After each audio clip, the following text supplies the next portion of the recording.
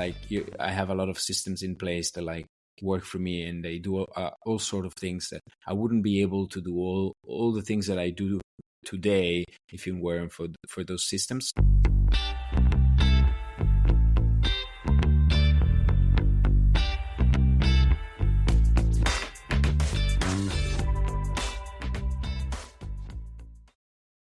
Hi, Matt. Hey, Tim.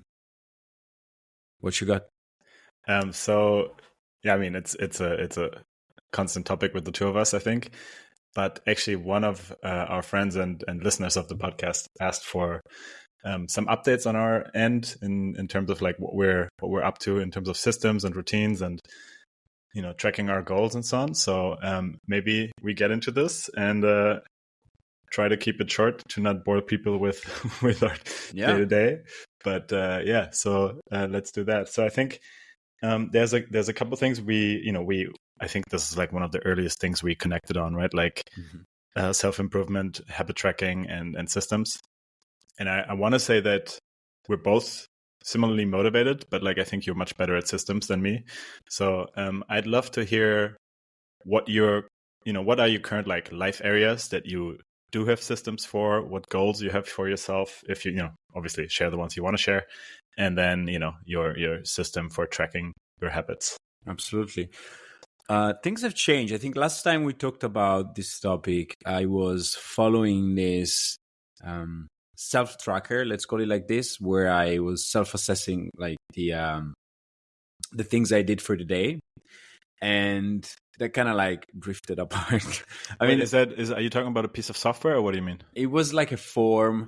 It really was a Google form. Okay. Where like with preset questions. But you made the Google form, right? Like I did. And that was, what is it based on, that Wheel of Life you told me about? Not really. That was more of a like what I wanted. Like I asked myself, okay, what do I want to track on a day-to-day basis to kind of like derive some sort of like trends and also try to understand myself a little bit better every day, right? So in terms of like anticipate situations, more of like my energy levels and really my the season of the year, let's call it like that, right? Where we not the actual season, like weather season, but like more of a there's this concept of you have moments where you feel like you want to do a lot, periods where you don't feel that, right?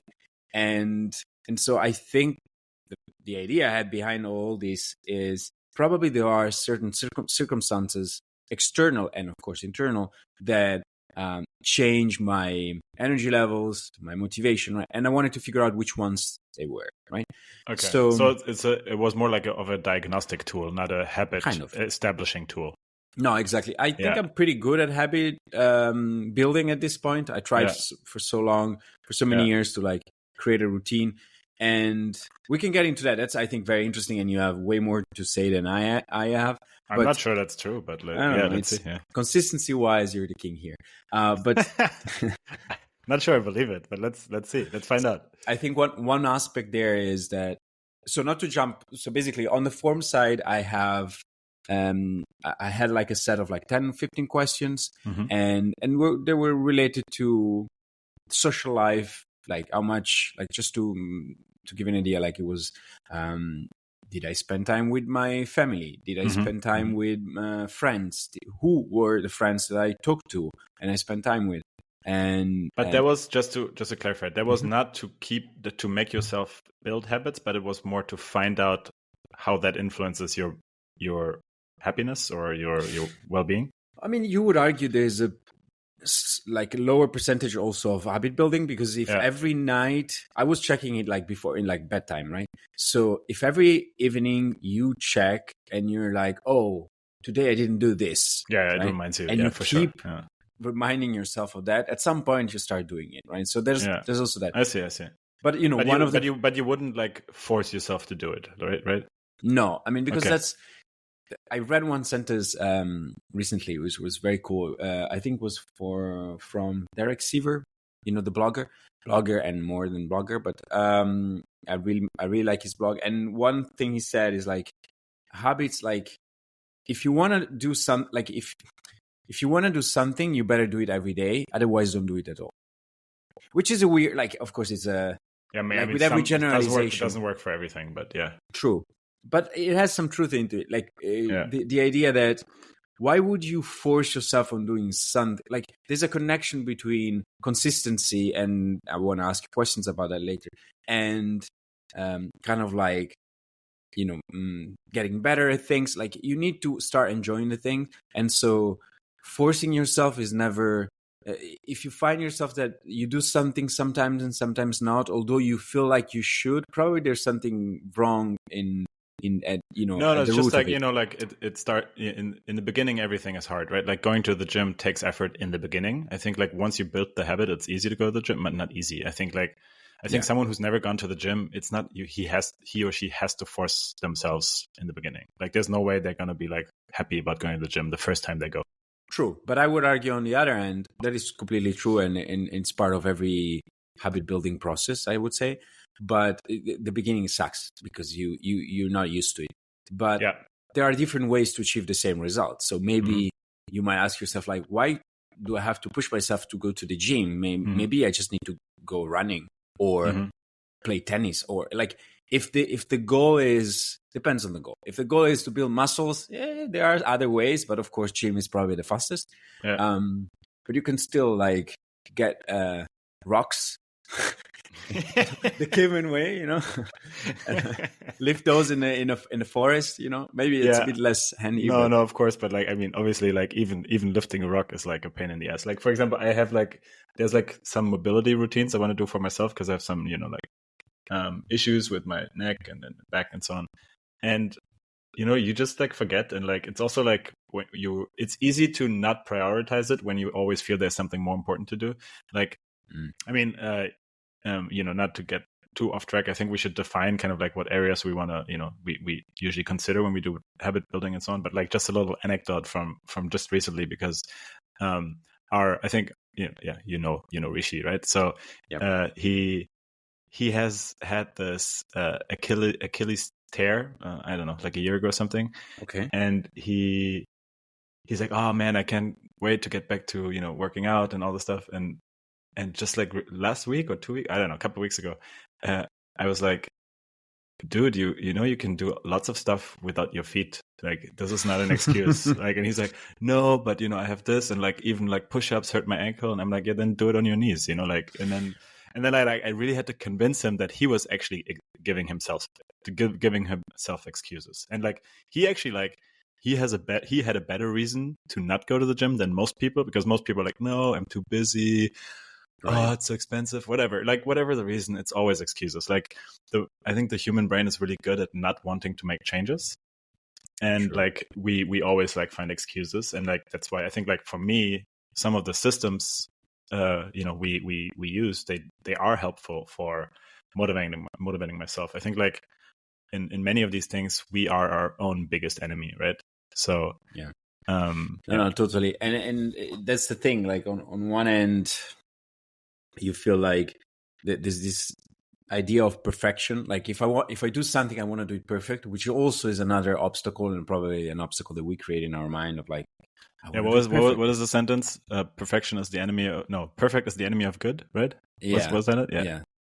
Better good than perfect, better done than perfect. Something, there's also another like that. Yeah, I mean they have the same concept in mind. So just like on the tracking thing, basically, I was just checking it right now.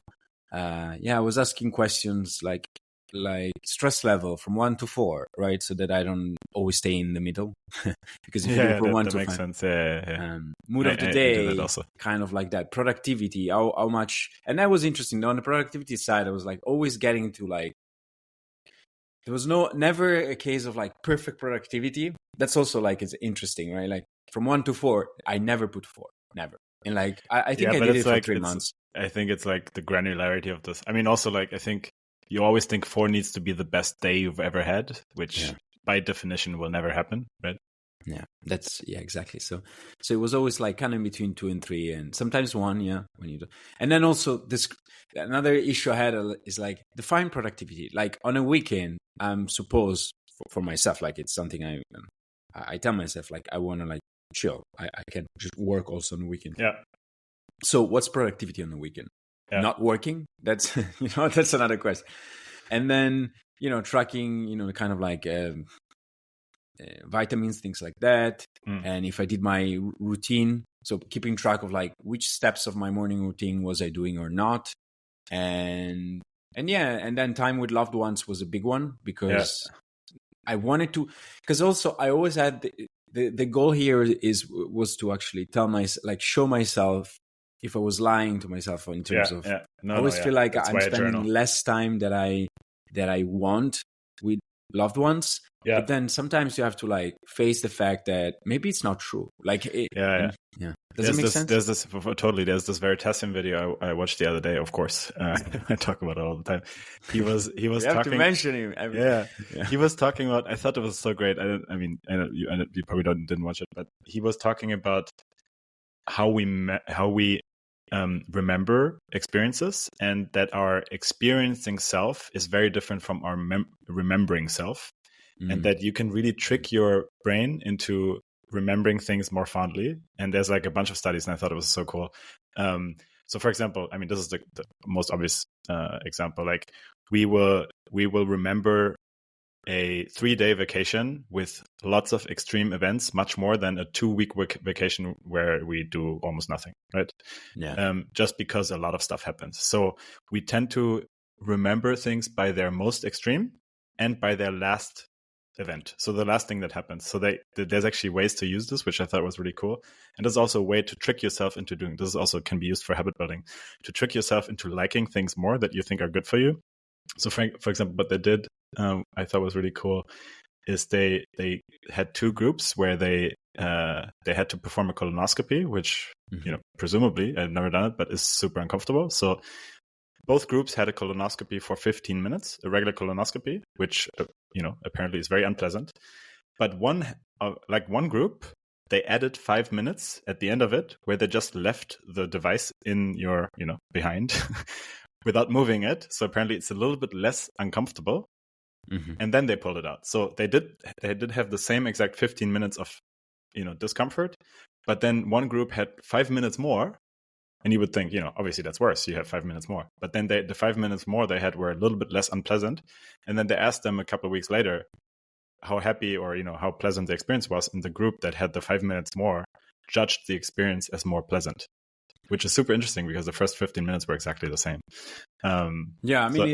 I watched that one and... Oh, you did? Okay. Yeah, pretty interesting. I mean, I don't know. Of course, I always have to find a way. But I don't know if I am agreeing, like with what you just described makes total sense. And I think that's, we experience it in many little everyday life aspects. Like when,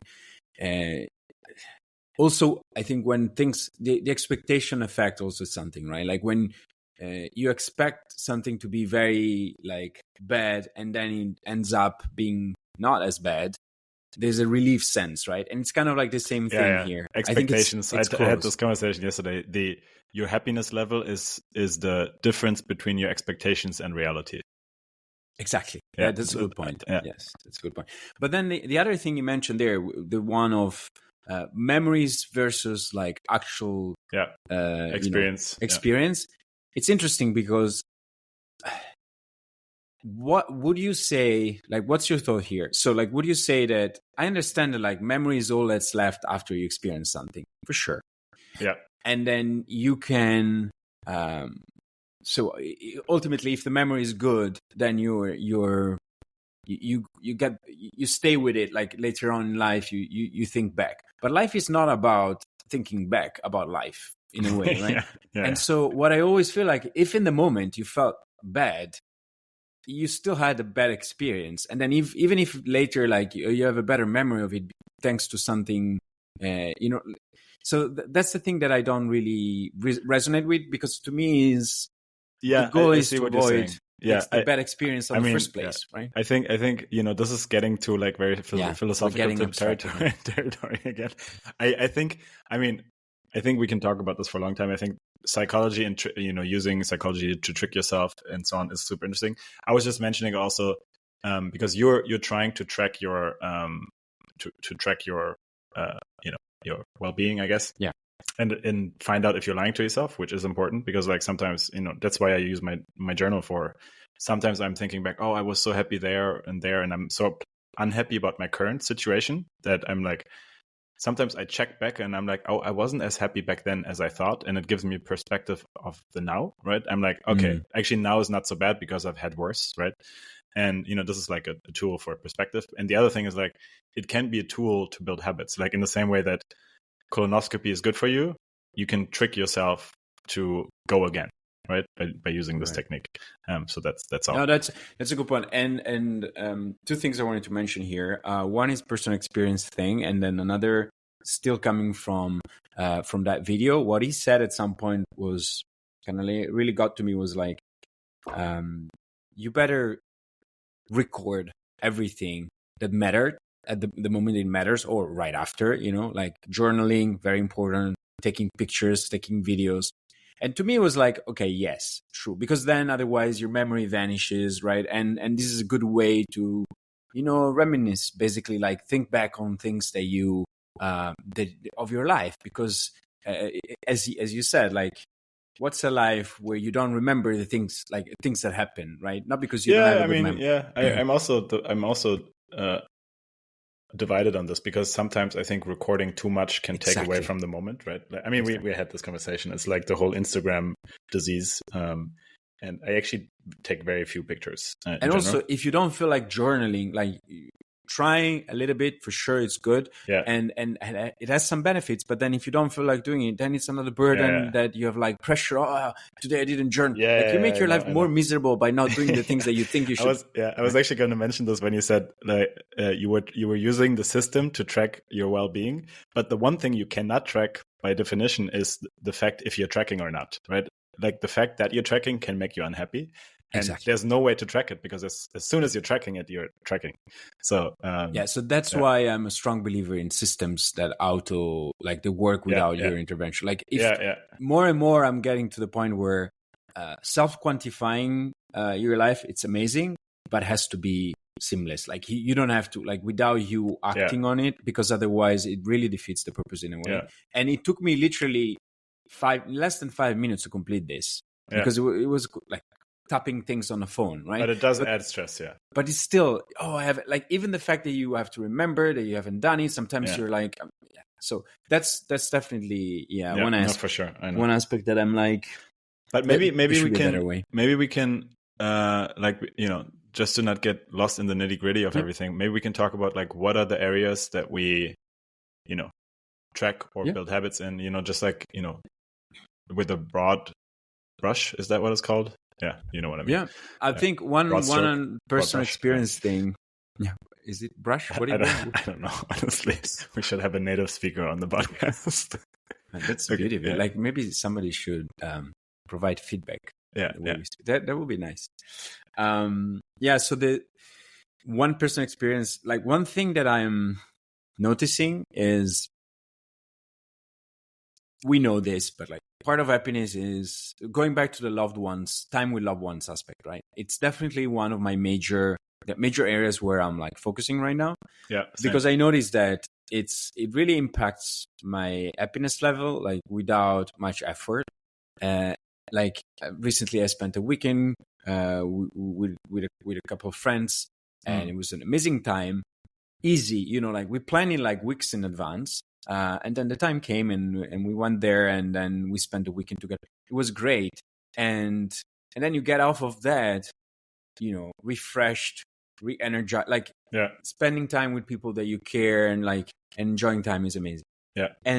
But then what I'm noticing more and more is that because of work and everything, sometimes I fail at planning these things for like a week. Yeah. And then I end up at the end of the week, which is the moment where, fortunately, I can stop working. And then the situation, not that I don't enjoy work, I love it, but then, you need to balance things out a bit. And so I get to the weekend and like, oh man, I have nothing planned, right? And I would love to have some, not everything in the week. I'm not the kind of person that needs to be around people like 24/7, right?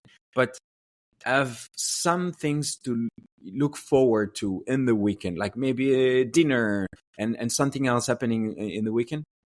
really goes a long way in making my week like feel great. But that requires a little bit of effort, right? And if I'm focused too much on work for the entire week, then I get to the weekend, I'm like, I have nothing planned. And sometimes, that's normal. So what I'm trying to figure out is like, am I exaggerating, going to the aspect of like, am I lying to myself? Am I exaggerating whether when I have like one weekend that I have nothing planned, it becomes a little bit of a problem? Or is it like, it makes sense because I instinctively feel, okay, this is going to improve my happiness. Why don't I plan ahead and do these things? Does it make sense? Because people plan. I don't plan, but like people do. So, yeah. I mean, it's a never-ending story. I think it gets worse and worse over time because I think people are more and more occupied with their own problems. And like in your 20s, it's so easy to be spontaneous with your friends, but it's getting harder and harder to be spontaneous. I had this conversation yesterday. I think like, most of my school friends are, we're all in our late 30s, and it's like they have families, they have jobs, and it's like getting harder and harder to keep in touch, even though like, some of my best friends live like minutes away. I mean, not minutes, but like, Berlin is a large city, but like maybe 20 minutes away or something. And it's super hard to keep in touch because life gets in the way. But yeah, maybe can you outline a little bit like the areas of your life where you like, that you're keeping track of, that you're building habits in, and definitely. routines and so on. So basically, it goes back to this wheel of life concept that read about like a couple of months ago, 3 months ago. And was and it Ali Abdal's video? Yeah, Ali Abdal. I think he got it from somewhere else. Of course, yeah. But still, the concept is great. So the idea, to make it super simple, is you think about your life as a pie. And then every slice of, like, you have multiple slices of the pie that make your life. And you have to name these slices, which are areas of your life. And they can be anything that you want to focus on and that you think are, let's say, like, make the entirety. Like, try to group things into these areas. It could be 6, 7, 8, 9, 10, 12. Not too many, I think. I think 10 is already a lot. And then you score them from 1 to 10, where 10 is the highest score. So it means that like you're doing better. And it's a self-assessment again. So the goal with this exercise is to try and realize like which areas I feel like I'm doing great, which areas I don't feel like I'm doing great. And then once you score them all, like you have this nice representation of this pie with the numbers and what they are about. The goal is like, okay, focus on, he says, I believe, one at a time, which makes sense. But the idea is like, you can do, I think, if you're an overachiever, probably a couple, 2 or 3 at a time. At a time means, in a space of like a year, right? 6 months, something like that, not less than that. And then this actually should inform your goal settings, right? Which, if you think the Anthony Robbins way, goals are bullshit. You should not think about goals. You should think about, outcomes, which is a nice distinction because it says goals are things that are not met. And outcomes are things that the word already tells you, like, it's an outcome. You have a result. So you better decide which result it's going to be because you have a result anyway. Can you give an example of a goal and an outcome so we know what you mean? Right. I mean, ultimately, it's just a way of phrasing the things. Like, let's say that you're like, I want to get in shape, right? I want to go to the gym. And a goal, it might be like, I want to, I want to like lose 10 pounds. Okay, right? So but it is something quantifiable. I thought maybe a goal is something that is not quantifiable. I mean, it depends on how you set the goals. That's another. Ideally, they should be measurable, right? Quantifiable. And then the outcome is more of like, okay, if I want to lose 10 pounds, what is the outcome? Like, what's, what should I do? Right. And so maybe I'm saying it wrong, but I think the concept is really pretty much like, okay, I should go to the gym every week, 3 times a week. Right. So the outcome is that I go to the gym 3 times a week, every week. Right. Oh, okay. Then I misunderstood. Because that focuses on the action, doesn't focus on the ideal goal that, like, it doesn't tell you anything on what you should do today, right, or tomorrow. So the idea, but even worse is I want to lose weight without saying anything else. Yeah, for sure. And, in terms of, so what Anthony Robbins will call the ultimate vision is really the goal. But he stretches it a bit more. Ultimate vision is like your ideal scenario. So what I did actually, because I was reading that Wheel of Life, and then I was following I think it was an Anthony Robbins course, which was Time of Your Life or something like that.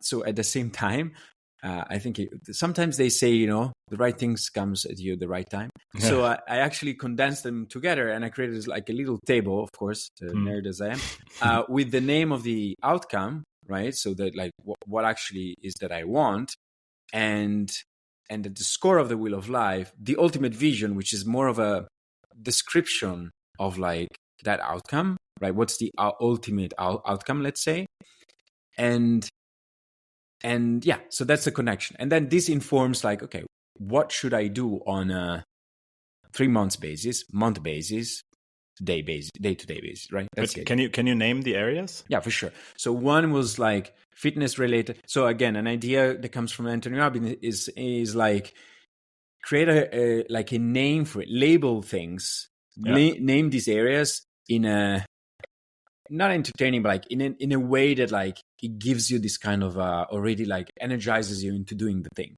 right? Mm-hmm. Don't say like go to the gym or fitness. Mm-hmm. That doesn't give you anything, right? Mm-hmm. So like for instance, I called it like iron body, right? Okay, so like make it already like visualize, like the word already visualized. Yeah. Or another one was Buddha spirit, right? Because it was spirituality, or life purpose, which probably I didn't name super well, but like still. So wait, how many areas are there? I did 1, 2, 3, 4. I did too many, of course.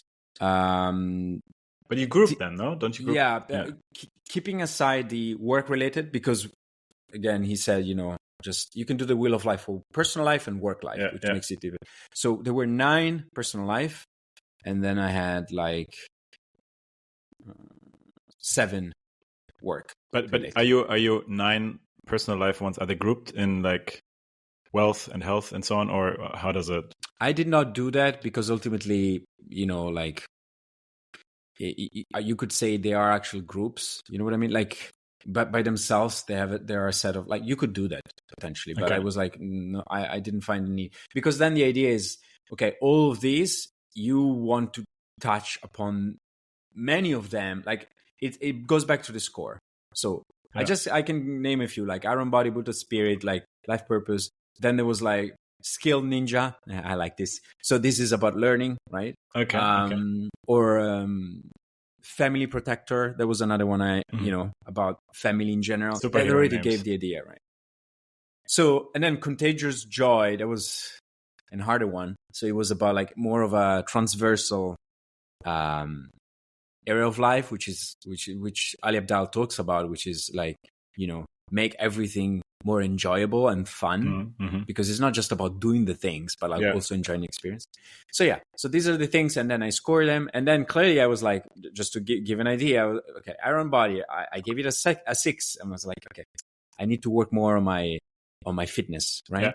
And then Family Protector 6, and again here I was like, maybe I'm too hard on myself, I'm not sure. And so that was the idea. And then from here, the next step was, let me set some like, let's call them minor outcomes, like within this big outcome of like where I want to get to in terms of ultimate vision. Okay, like thinking, for instance, let me take for instance the Family Protector one. I think it's more interesting, right? So the idea was like, the ultimate outcome is that I want to feel like I'm taking care of like my family, and then putting the basis for my new family, right? Like I'm talking about like taking care of my brother, my parents, and then also putting the basis for like starting your own family.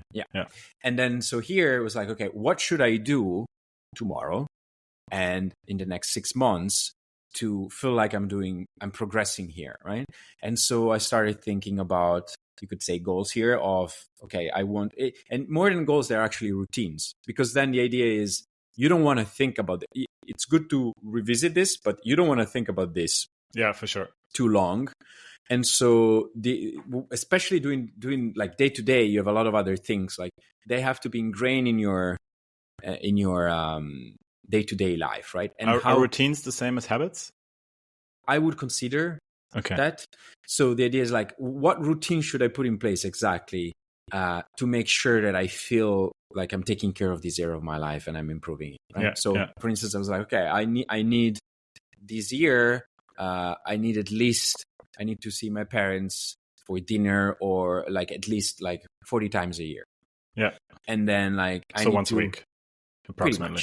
pretty much. And then I want to like at least have like 5 weekends with them, like full weekends with them. So this is kind of like already you set some quantifiable goals, right? Or outcomes. And then the idea is like you can act on them pretty easily. It's like, okay, let's plan these things, right?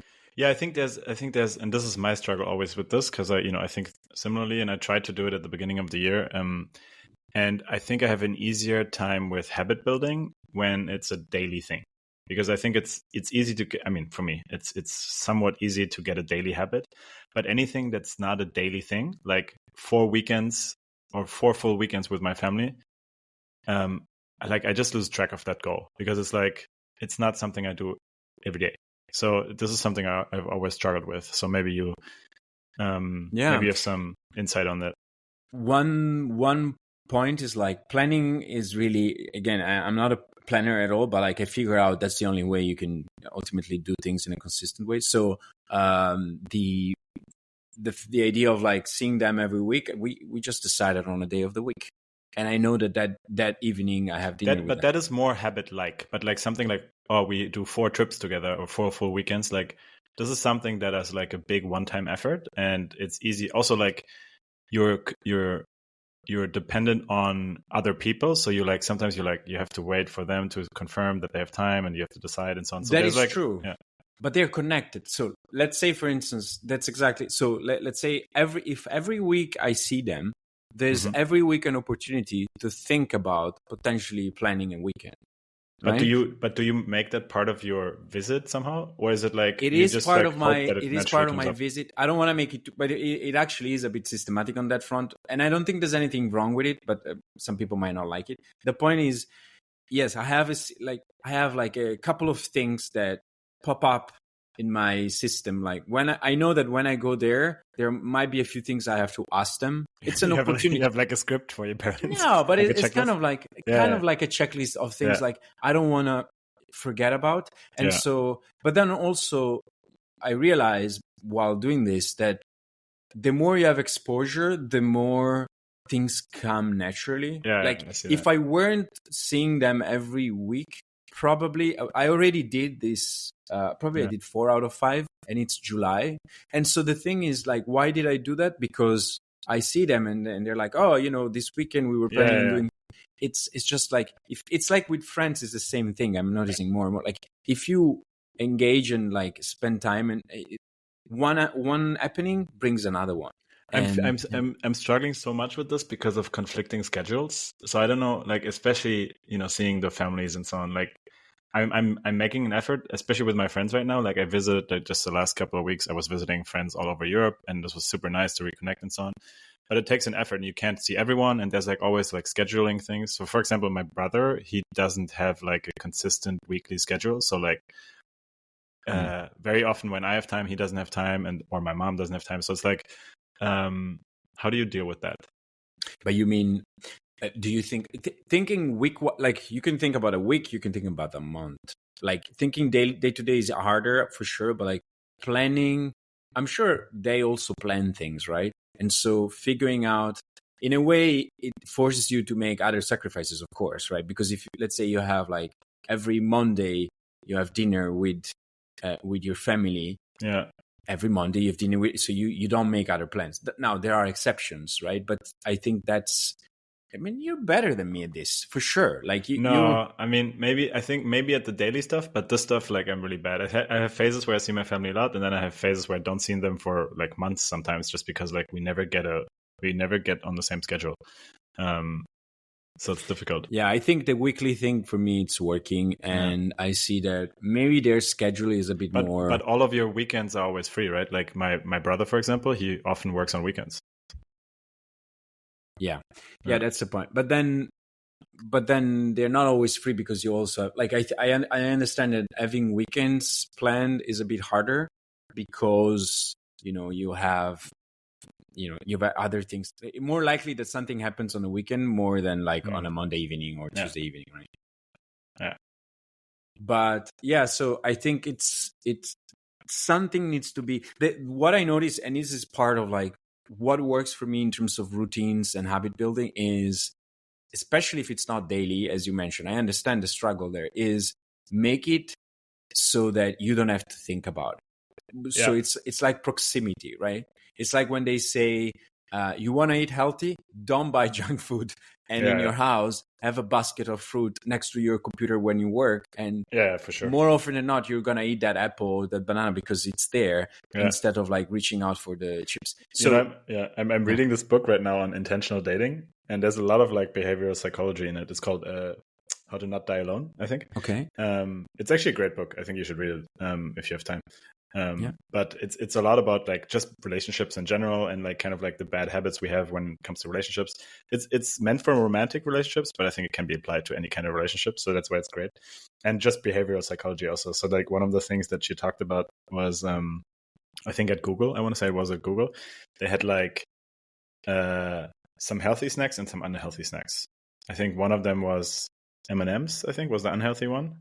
And it was like in a clear glass, and then there was like some healthy snacks next to it. And so then they changed the container for the M&Ms to like a opaque container, so you couldn't see what's in it, and there was a lid on top, and it reduced. I would have to invent the number now, but I think it reduced the consumption of M&Ms of the company by like 90%, just because it wasn't visible. So I thought, there's like all these psychological. I mean, I have this in the fridge. When I have food in the fridge, I sometimes forget that I have it.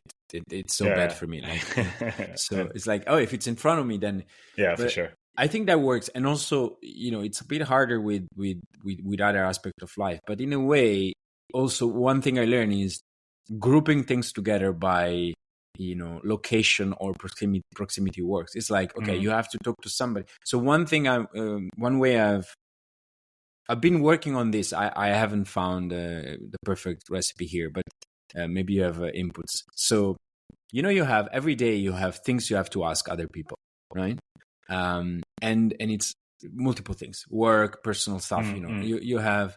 So I started creating a list of all the people I interact with the most, which are probably less than 10, I would say, roughly 10.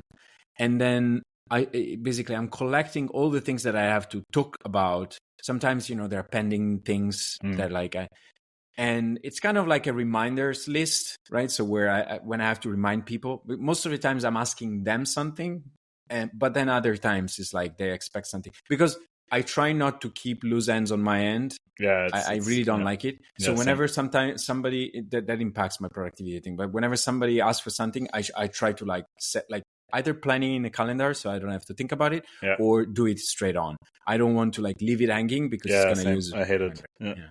But other people don't do it that much. So I have my list of reminders so that like I stop feeling bad about pushing them. It's just that I have at this point my it's going to come up again in your system, so you don't have to. But also in terms of I don't feel bad and like bothering them at this point. I'm like, whatever. Like I have to do these things, so I just don't bother them every day. Maybe. So probably they feel like I'm pushing them a lot, but like once or twice a week, depending on the severity of like what I need, I just like ask. And that kind of helps because I don't think about those things. And when I'm like, okay, I'm talking to this person, I'm meeting this person, I have the list. Yeah, that's it. Makes sense.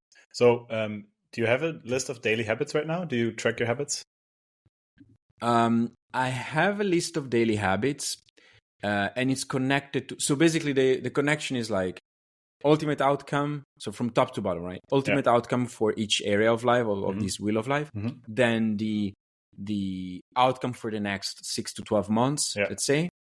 And then you have the routines or habits that might be daily or not daily, right? Mm-hmm. And to get you there to that 6 to 12 months outcome. And so those, I have them in a list, and they pop up in my to-do list every day or every week, depending on when they have to. And it's working okay. I have to say, like, when I have like big projects, personal work related, I struggle to do all of them. But at this point, I'm like, well, fine, I'll get back to them. And but that's pretty much the idea. So that, like, what are your daily ones right now? So I have basically I have divided them in like the weekly and monthly and less than monthly routine, like, let's say, and then there's weekend as well, but I follow that very loosely. And then the weekly is like things like my morning routine, which is. But that's daily, right? That's it. Yeah, I call it weekly because it happens every day during the week. But okay, yes, okay. Got it. And then so the morning routine, and then I have and then I have this thing which is not working super well, but I'm trying to figure it out, which is other areas like of this wheel of life. Some areas don't really get into the don't have a specific like recurring task to do, right? Let's say what I mentioned about family aspect, right? It's a recurring thing. Like every week I do it. But then other areas like the Buddha spirit, for instance, right? I don't have a set of maybe I have the meditation thing, which I'm not doing that much, but like I don't have other like things that are recurrent. But so I have what is on there then? I have a list of one-off things that I want to do. Right? Like, can you give an example? For instance, one thing that I haven't done yet is like I'd like to book a silent retreat. I wanna go to. Oh yeah, right? Same. We should go to. No, we shouldn't go together. No, you want to do the Vipassana? I'm not sure. I wanted to explore and see, because there are in Italy there are a couple actually where you just, I don't even think you meditate. It's a bit weird, but others where you meditate for like 2-3 days, something like that. I don't think I can do more than a weekend, honestly. Just because of time, or because because of I want to start small and then see. Yeah. I mean, the Vipassana people, they say like 10 is the absolute minimum, right? So yeah, but then it's tough from zero to hero like that. But I think like they consider it a short amount of time. That's what I think. Yeah. Yeah, I see. But so what are your daily ones now? So you said morning routine. Do you want to share? Morning routine. Yeah, morning routine. I have the breakfast thing. For instance, I figured out that tea is perfect for me, and I'm trying all different kind of, because I don't want coffee. It affects me a bit, and I need something to like give me the energy in the morning when I need it the most. Yeah, and so I'm now drinking a lot of white tea, which is it tastes great. It's almost milky, but it's only tea, and I think it's a good balance. So I balance that with matcha. And then I started also drinking it in the afternoon. So why didn't you want to drink coffee? Because all of this also has caffeine, right? Yeah, but it has a you know better, but it has a different release system, right? Like it's a bit slower and longer lasting, and also it doesn't give. I kind of like had a bit of a shaking thing when drinking coffee. Yeah. It's especially high doses, right? Like what I do, I mean, I just love coffee too much, but like, I could drink tea, but I just really love the coffee in the morning. So what I do is I make a pot of coffee, but it's 75% decaf and 25% regular coffee. So I can drink a lot, and it gives me like the sustained energy, because I drink like for the first 3-4 hours of the day, I drink like 4 or 5 cups, but it's like in total, the caffeine of a single cup is just spread out, It's pretty smart. Yeah. Okay.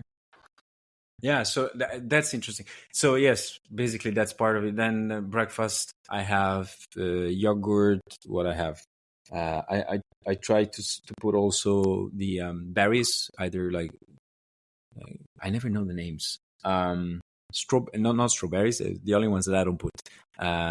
Blackberries, blueberries, raspberries, exactly, raspberry. Those 3, and then and then like I put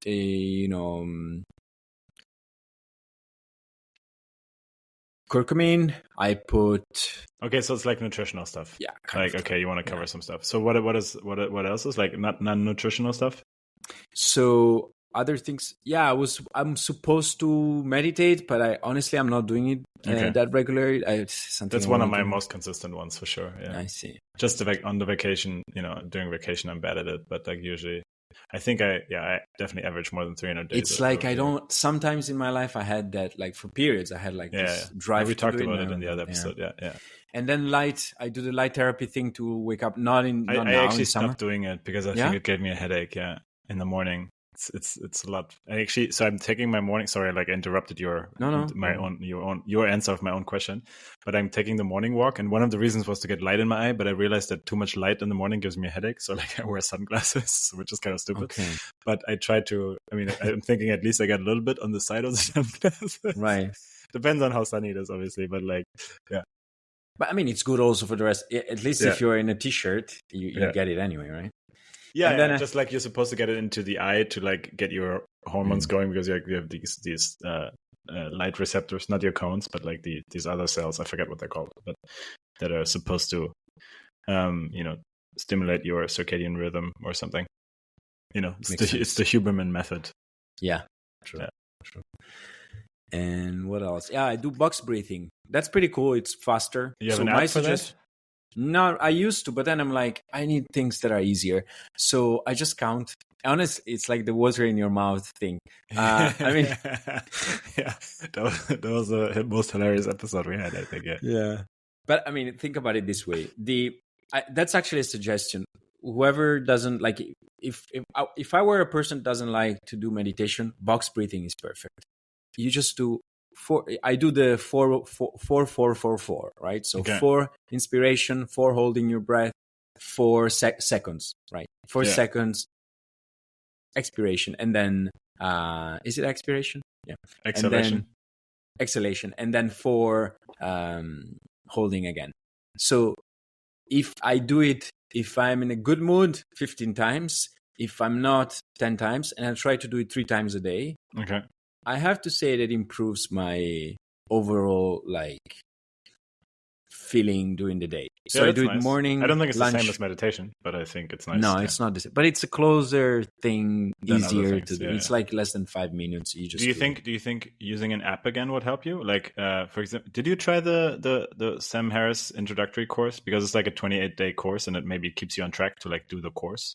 I started using it, but I don't think I did it was 28 days. Yeah, I think it's fantastic. I just got my friend to do it also, and she loves it also. Yeah, no, for meditation, definitely the app is, especially what I know, at least my experience was, you start with an app, you get to a point where it's every day consistent for like a month or something, and then you can get off of the app.